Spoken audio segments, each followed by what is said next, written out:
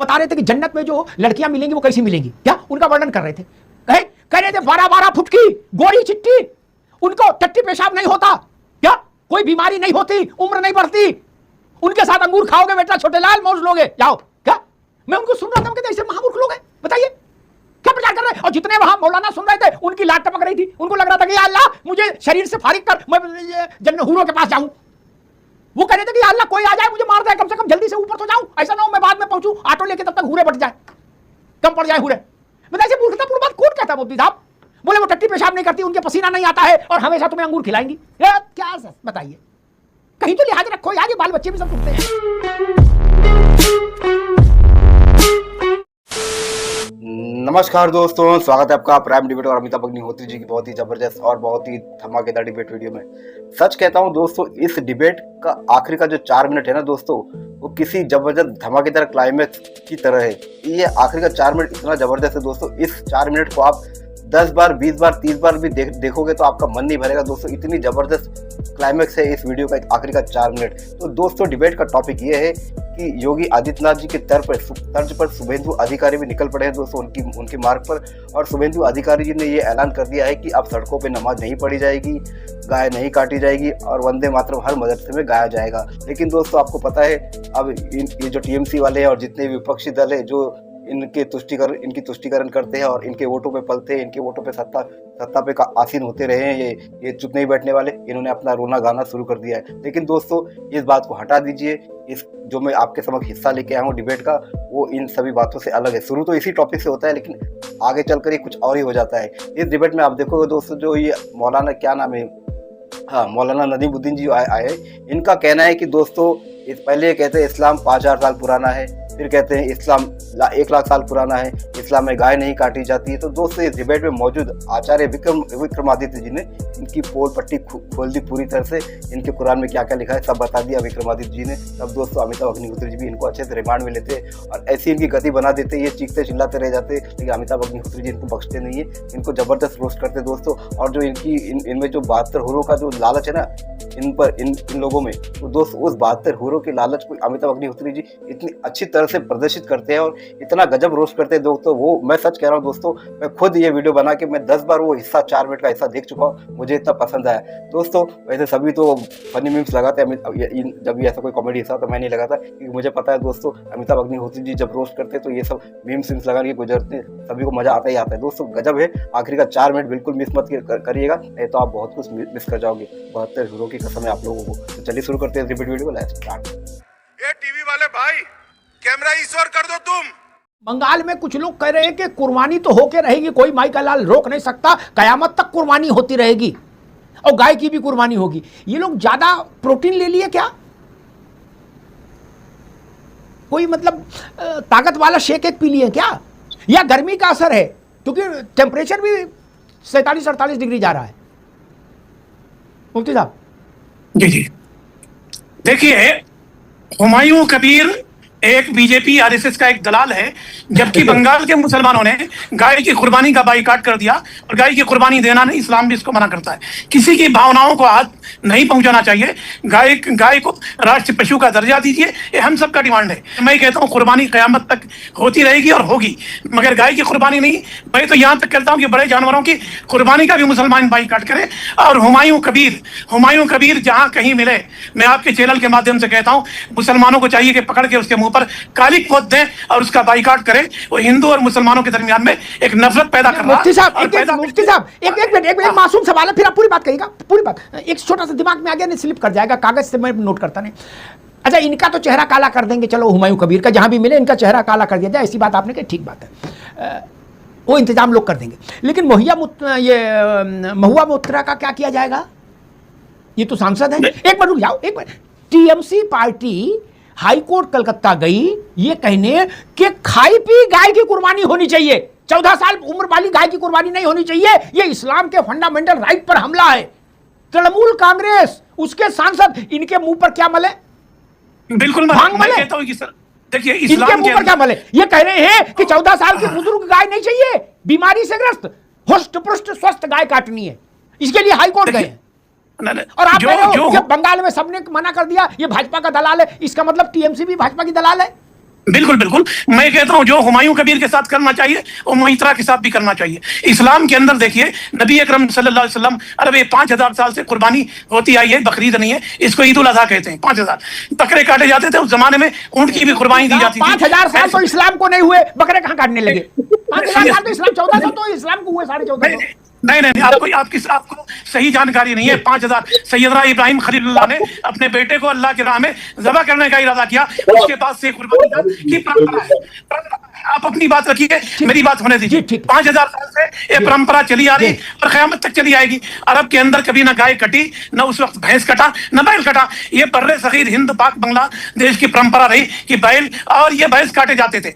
गाय तो मुसलमानों ने कभी काटी नहीं। सबसे बड़ी विचित्र बात ये है कि आज यहाँ पर मुफ्ती साहब बैठे हैं और मुझे नहीं पता कौन सी कहानी लाके इस्लाम को 5000 साल पुरानी बना दी है, एक नई कहानी यहाँ पैदावार करती है। मुझे तो इनके इस्लाम होने पे शक है, इनके मुफ्ती होने पे शक है। ये कहते हैं कि कुरान के अंदर या इस्लाम के अंदर गऊ हत्या है नहीं। मैंने एक कोट निकाला साहब जिसके अंदर ये साफ साफ कहा गया, बुखारी 1709, सईद अल बुखारी 1709, जिसमें कहा है कि पैगंबर मोहम्मद साहब ने विदाई हज के दौरान अपनी बीवी की ओर से गाय का किया। मैंने नहीं लिखा है।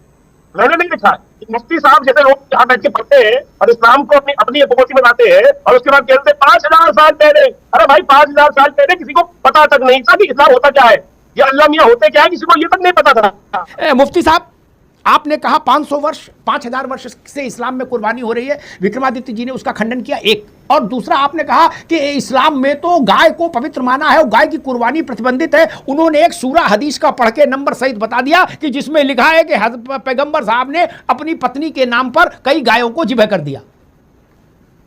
मुफ्ती साहब, अब इससे बड़ा और प्रमाण फिर क्या होगा? इसका मतलब गाय काटने का शगल आपको पुराना है? नहीं, देखिए, पुराना है, नया नहीं है। मैं विक्रमादत्त हमारे धर्म गुरु को झूठा उठा तो नहीं बोलूंगा, क्योंकि हर चैनल पर बदतमीजी करना इनकी आदत है। जिसकी जैसी तरबियत है वैसे करते हैं। मैं अब थोड़ा आईना दिखाऊंगा। अरब में आज भी गाय काटी नहीं जाती, आज भी ऊंट की कुर्बानी दी जाती है, दुम्बे की कुर्बानी दी जाती है। 5000 साल पहले काल्डिया, ये सिविलाइजेशन सबसे दो पुरानी सिविलाइजेशन है, एक हड़प्पा की, एक सिविलाइजेशन मेसोपोटामिया की। मैं इतिहासकार हूँ, मैं फॉरेन से पढ़ा हुआ हूँ। अब मैं आईना दिखाने आया हूँ।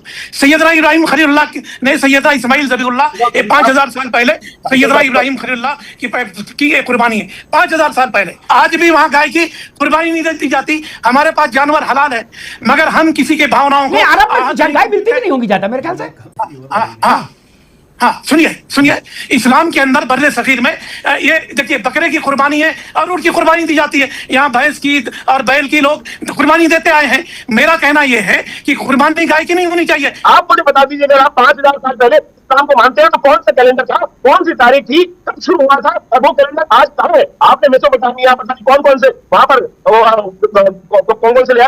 ठीक है आचार्य जी, ये एक वैलिड प्रश्न है आपका, मैं उत्तर लेता हूँ। एक बार मुफ्ती साहब, उनका वैलिड प्रश्न है, आप 5000 वर्ष पहले इस्लाम पैदा हुआ बता रहे हैं, वो कह रहे कैलेंडर बताइए, वो कैलेंडर आज कहाँ है, बता दीजिए। देखिए, इस्लाम की इब्तिदा सैयदना आदम से हुई। 1,32,34 1 लाख से ज्यादा अंबिया है कुरान करीम के अंदर है। 1 लाख से ज्यादा नबी आए, अपने अपने दौर में नबी आए। सैयदना मूसा है, सैयदना ईसा है, 1 लाख से ज्यादा नबी आए, हर दौर में नबी आए। मैं कहता हूं कितना माने मुफ्ती साहब, कितना माने? मतलब थोड़ा हल्का हाथ रख लो, कितना माने, कितना माना जाएगा इस्लाम को हुए? क्या लाखों साल से इस्लाम है। अगर जब धरती पर केवल पानी था तब भी इस्लाम था? नहीं, देखिए, सबसे पहले सैयदना आदम आए दुनिया में। सबसे पहले सैयदना आदम आए, मनु आए दुनिया में। सैयदना आदम जब से मनुष्य है, जब से इंसान है, जब से इस्लाम है। अच्छा, आपने मनु का ही नाम वो रख दिया सैयद आदम, मैं समझ रहा हूँ कुछ ऐसा मामला है। खुद हमने नहीं रखा। हमारे कुरान में है कि सबसे पहले सैयदना आदम दुनिया के अंदर आए, आदम के बाद आदमी आया। ये हमारा अपना ठीक है मुफ्ती साहब, एक मिनट आपके पास, ठीक है, मैं सामान्य लोग समझ पाए उसके लिए प्रश्न मैं कर रहा हूँ। फिर भी सैयद आदम आए होंगे, लाखों वर्ष सब मान लेते, फिर भी कोई एक डेट तो होगी। आप भाई सनातन को छोड़कर सबके पास एक आदमी है फाउंडर, बल्दियत किसकी है वो नाम लिखा है, सबके सारे धर्मों के पास एक किताब है और एक डेट ऑफ बर्थ है, सबकी है। क्या मैं इस्लाम की डेट ऑफ बर्थ जानना चाहता हूं और आप कहो नहीं तो गूगल पे उपलब्ध है जी, इस्लाम की डेट ऑफ बर्थ। सनातन को छोड़कर सबकी पैदाइश की तारीख है, सबका एक पैदाइश करने वाला है और एक किताब है जी। देखिए, द्वापर युग, त्रेता युग, सतयुग, हर युग में इस्लाम रहा है, हर युग में इस्लाम रहा है। इस्लाम अरे कोई हर युग में तारीख तो अल्लाह ने होगी, एक-एक कब पैगंबर पैदा भेजे, हुआ? एक-एक नबी भेजे, हर दौर में है। आप बता दीजिए, आप बताइए सनातन कितने साल पैदा हुआ, आप बताइए, चलिए आप सनातन, बताइए। हाँ, हम बताए आपसे मैं पूछ रहा हूं, बताइए। एक हम हमेशा के लिए उत्तर दिए दे रहे ताकि भ्रम कभी रही नहीं। सनातन का अर्थ ही है जो किसी एक पुरुष से जन्मा नहीं, किसी एक किताब का बंधक नहीं, और किसी एक जब जन्मा ही नहीं किसी के द्वारा तो डेट ऑफ बर्थ भी नहीं लिखाई। ये बर्थ सर्टिफिकेट वाला धर्म नहीं है ना। सनातन का अर्थ ही है जिसका आदि ना अंत। बाकी सब धर्मों के, इस्लाम हो, क्रिश्चियनिटी हो, बौद्ध हो, सिख हो, सबकी एक तारीख है पैदाइश की, एक आदमी है, एक चेहरा है, एक किताब है। बस इतना सा गणित है मुफ्ती साहब। मुफ्ती साहब कह रहे हैं त्रेता में, सतयुग में, सारे युग, द्वापर में, सारे युग में इस्लाम था। अब ढूंढना यह पड़ेगा मस्जिद कहां थी, क्योंकि इतिहास बताता है केरल में पहली मस्जिद बनी इस्लाम की, उससे पहले मस्जिद नहीं थी इस्लाम के पास। आचार्य जी कह रहे हैं कि राम और कृष्ण के समय में भी मस्जिद थी और अजान हो रही थी, लेकिन इस्लाम कहता है कि नमाज उसका इंटीग्रल पार्ट है। इस्लाम कहता है कि इस्लाम की प्रैक्टिस में अजान, नमाज मुख्य कारक है। ठीक, तो जब वो कुरान ही नहीं थी तो क्या पढ़ते थे विक्रमादित्य जी? मैं यहाँ पे एक बात कहूंगा कि गालिब का शेर है कि दिल बहलाने के लिए गालिब ख्याल अच्छा। तो आप ये अगर ये कहना चाहते हैं तो गालिब अपने दिल को बहलाने के लिए कुछ भी कहते हैं, कौन मना कर रहा है, कौन रोक सकता है? गालिब साहब कह गए ना दिल बहलाए जाओ अपना, तो दिल बहलाने के लिए आप कुछ भी कहते हैं। कहाँ थे, हम ये थे, हम वो थे। इतिहास अपने आप को दर्ज कराने के लिए वास्तविक तौर पर आप अभी क्या है कि मैं बाहर से पढ़ के आया हूँ, किसने स्वीकार किया, कहाँ लिखा है भाई, कौन कह रहा है?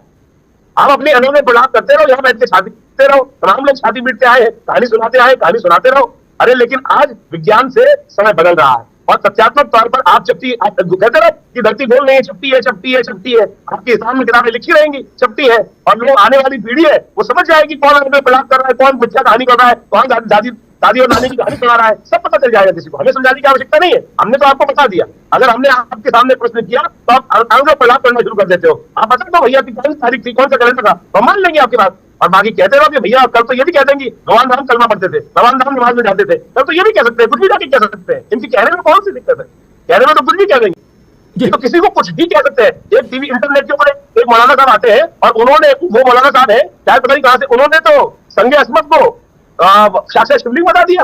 उनको नहीं मिल रही है, उन्होंने साफ साफ टीवी पर आके चैनल पर आकर अपने चैनल खोल रखा है और मुस्लिम है, वो साफ साफ कहते हैं कि जो काबे के अंदर जो विराजमान चीज है वो सीधा सीधा शिवलिंग है। और अब जो इस्लाम के सबसे पहले प्रवर्तक थे वो अपने साथ वहां स्वर्ग से लेके आए थे, वो तो कहते थे शिवलिंग लेके आए थे। तो मुझे तो अच्छी लगी कहानी, आप जो कहानी सुना रहे हो बहुत अच्छी लगी। मौलाना साहब की सुन ले जाती कहानी, वो जो महाराज जो टीवी पर मैं नाम नहीं याद कर रहा हूँ कौन से है, हल्की से मैंने सुना है, वो इस्लामी प्रवर्तक है और साफ साफ कहते हैं कि आदम इस्लाम जो थे वो जो पत्थर लेके आए थे अपने साथ स्वर्ग से लेके आए थे वो शिवलिंग ही था। ठीक है, ऐसे मौलानाओं पर भी रोक लगाओ ये लोग और आपकी स्थिति खराब करते हैं इस्लाम की। एक को मैंने सुना, भीड़ वो वही मंच से संबोधित कर रहे थे, वो बता रहे थे कि जन्नत में जो लड़कियां मिलेंगी वो कैसी मिलेंगी, क्या उनका वर्णन कर रहे थे।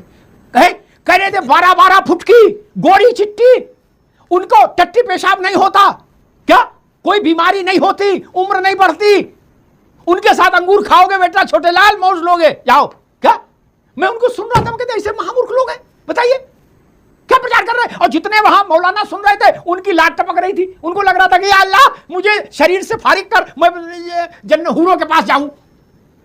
वो कह रहे थे कि या अल्लाह कोई आ जाए मुझे मार दे, कम से कम जल्दी से ऊपर तो जाऊं, ऐसा ना हो मैं बाद में पहुंचूं ऑटो लेके तब तक हूरे बट जाए, कम पड़ जाए हूरे। मतलब ऐसे मूर्खतापूर्ण बात कौन कहता है मुफ्ती साहब? बोले वो टट्टी पेशाब नहीं करती, उनके पसीना नहीं आता है और हमेशा तुम्हें अंगूर खिलाएंगी। क्या बताइए, कहीं तो लिहाज रखो यार, ये बाल बच्चे भी सब सुनते हैं। 24 घंटे एक ही बात, 24 घंटे हूर ढूंढ रहे, ऊपर जाओ तो भी और नीचे रहो तो भी, 24 घंटे एक ही काम। अरे कभी तो कुछ करो दूसरा काम, 24 घंटे हूरों के चक्कर में हो, चाहे जमीन पर रहो चाहे आसमान में रहो। क्या आपने पूरी व्यवस्था हूरों के इर्द गिर्द कर दी?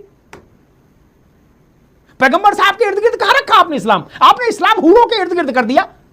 आदमी प्राण देने को तैयार है, आतंकवादी बन रहा, पूछो भैया क्यों बना आतंकवादी? बोले हूर मिलेंगी। हैं, यहां तो शादी ठीक हुई नहीं शक्ल सूरत वाली से, वहां हूर मिलेगी ओरिजिनल। जिस फिरके में लोग मरने को तैयार हो, स्त्री के चक्कर में हूर मिलेगी। महाराज पहले उस ऐसी कहानियां खत्म कराओ और पहले घोषणा कराओ, सारे मौलवी मिलके एक डिक्लेरेशन दें कि कहीं हूर नहीं है। इतना कह दो आधा इस्लाम में आधी बवाल खत्म हो जाएगा। सिर्फ इतना बोलना कि हूर वाला कोटा खत्म हो गया, हूरे खत्म, फिनिश।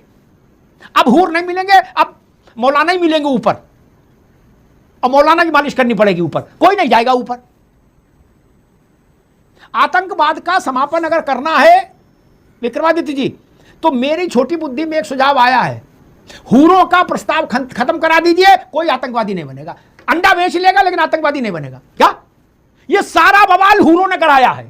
प्रधान जी जान लो, ये हूरे ना होती तो बवाल ना होता। मुफ्ती साहब भी मेरी बात सहमत होंगे। काबा के, मक्का के, मदीना के, यहां के, वहां के सारे मौलवी लिख कर दें, घोषणा करें, घोषणा पत्र के हूर वाला चैप्टर खत्म हो गया, जन्नत से खबर आई है, हूरे फिनिश, अब हूर नहीं बची, कोटा खत्म, कोई मरने नहीं जाएगा। वो कहेगा नाश पीटे, अब ऊपर जा क्या करेंगे, फिर यही ठीक है, कम से कम बिरयानी तो मिल रही है, बकरे का ना सही बड़े का तो मिल रहा है, कितनी भी गुर्बत हो। इसलिए जब तक हूरे रहेंगी धरती पर अशांति रहेगी। लिख लीजिए, गंभीर बात कह रहा हूं। जब तक एक मजहब हूरों के इर्द गिर्द घूमेगा, धरती शांत नहीं रहेगी, धरती पर अशांति रहेगी। गंभीर बात है, मजाक नहीं। उनकी आंखों में चमक देखिए जो मरने को घूम रहे हैं बम बांधकर। पूछो क्यों? बोले हूर के पास जाना है। 80-80 साल के बुढ़े लाट टपका रहे हैं। क्यों चाचा, क्या चाहते हो? बोले हूर के पास जाएंगे बेटा, मुंह में दांत नहीं है, हूर के पास जाएंगे, अंगूर खाएंगे। अरे यही खा लो 100 ग्राम लेके यार अंगूर। किसने देखा हूर मिले नहीं मिले? खैर ठीक है। तो दोस्तों डिबेट हो गई खत्म, वीडियो हो गई पूरी। उम्मीद करता हूँ दोस्तों अमिताभ अग्निहोत्री जी की ये जबरदस्त धमाकेदार डिबेट वीडियो आपको पसंद आई होगी, और उम्मीद करता हूँ दोस्तों आपने वीडियो आखिरी तक देखा है और आखिरी का 4 मिनट आपने बिल्कुल वेस्ट नहीं किया दोस्तों। वही मेन पॉइंट था। पॉइंट तो इस डिबेट में बहुत सारे थे, सभी जबरदस्त थे, लेकिन आखिरी का 4 मिनट आपके एंटरटेनमेंट का था। जैसे आप फिल्म देखने जाते हैं, पूरा आप पूरे आखिरी के एक्शन सीन या आखिरी का जो भी क्लाइमैक्स होता है वो देखने के लिए आप आगे की स्टोरी देखते हो। तो दोस्तों इस डिबेट में कुछ ऐसा था, स्टोरी डेवलप होती है और क्लाइमैक्स धमाकेदार हो जाता है। तो उम्मीद करता हूँ दोस्तों ये धमाकेदार अंत देखकर आपको बहुत आनंद आया होगा। खासकर अमिताभ अग्निहोत्री जी की डिबेट, ऐसी ही धमाकेदार डिबेट वीडियो देखना आपको पसंद है दोस्तों, तो प्राइम डिबेट के इस यूट्यूब चैनल को आप सब्सक्राइब करते जरूर जाओगे। मिलता हूँ मैं आपसे अगले वीडियो में, तब तक के लिए जय हिंद, वंदे मातरम।